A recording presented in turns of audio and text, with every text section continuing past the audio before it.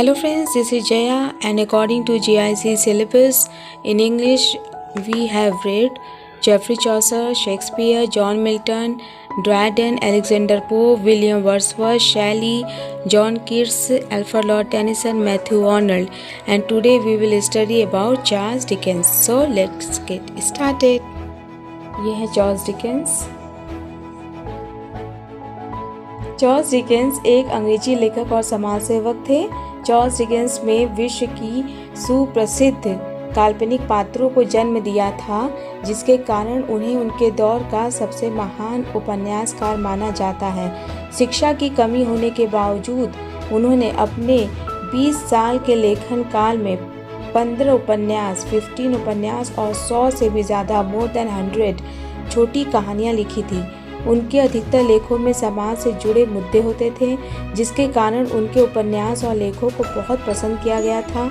आइए आज हम आपको इस महान उपन्यासकार के जीवनी से रूबरू करवाते हैं। चार्ल्स डिकेंस का जन्म 7 फरवरी 1812 को इंग्लैंड के लैंडपोर्ट शहर के पोर्ट्समाउथ इलाके में हुआ था।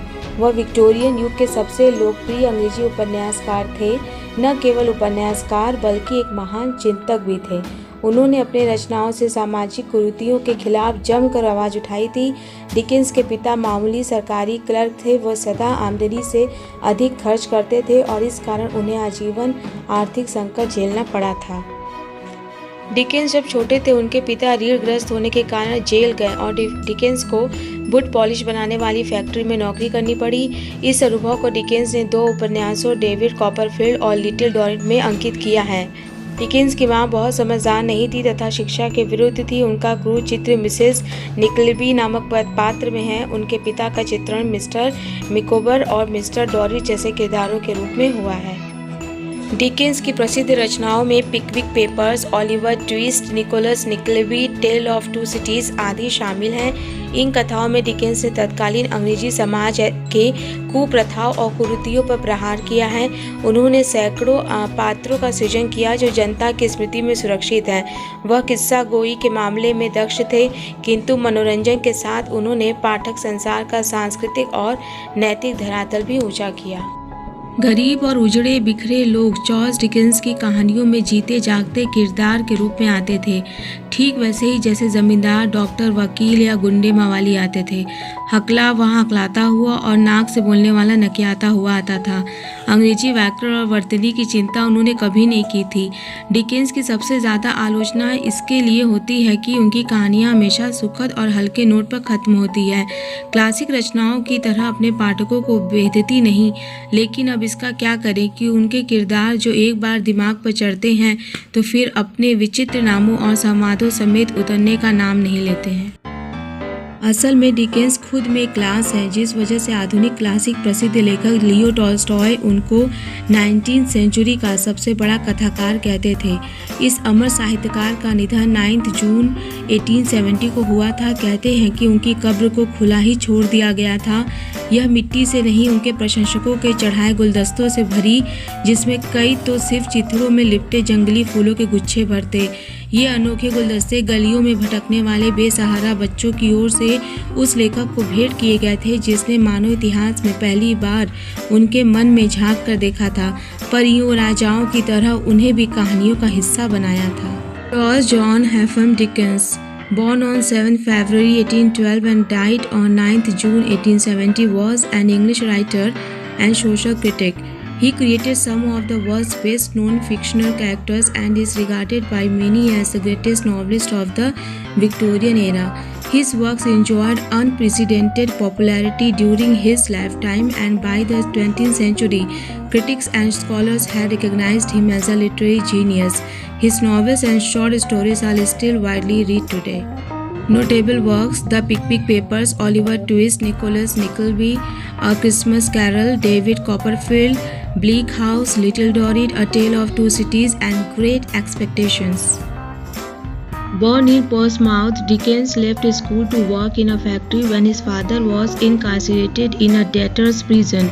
Despite his lack of formal education, he edited a weekly journal for 20 years, wrote 50 novels, 5 novels, hundreds of short stories and non-fiction articles, lectured and performed readings extensively, was an indefatigable letter writer, and campaigned vigorously for children's rights, education, and other social reforms. Dickens' literary success began with the 1836 serial publication of the Pickwick Papers. Within a few years, he had become an international literary celebrity, famous for his humor, satire, and keen observation of character and society. His novels, most of them published in monthly or weekly installments, pioneered the serial publication of narrative fiction, which became the dominant Victorian mode for novel. Dickens अपने humour, satire और कीन observation के लिए बहुत ज़्यादा famous थे और उनके जो नॉवेल्स थे वो मोस्टली मंथली या वीकली पब्लिश होते थे, जिससे क्या होता था कि जो उस वर्ग के लोग थे वो पढ़ने में इंटरेस्ट दिखाते थे डिकेंस के वर्क को।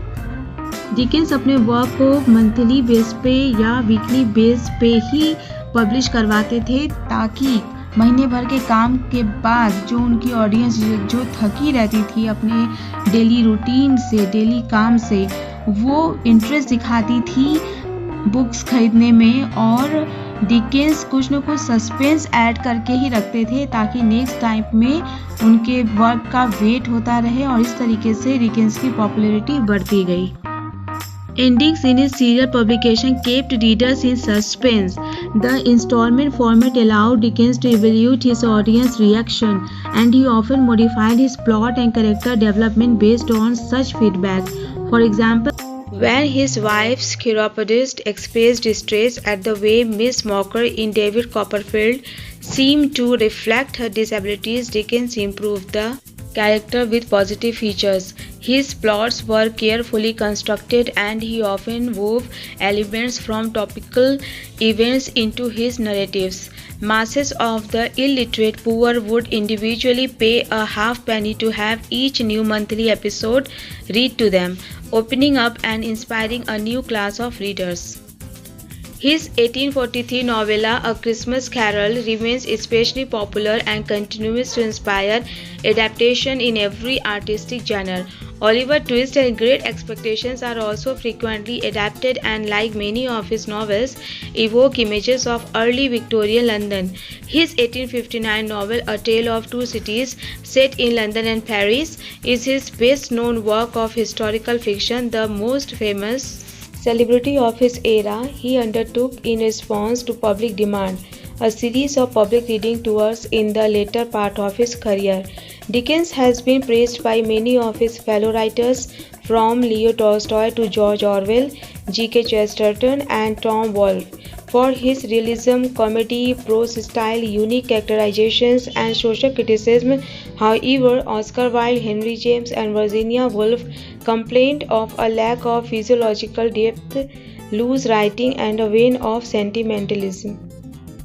The term Dickensian is used to describe something that is reminiscent of Dickens and his writings, such as poor social conditions or comically repulsive characters.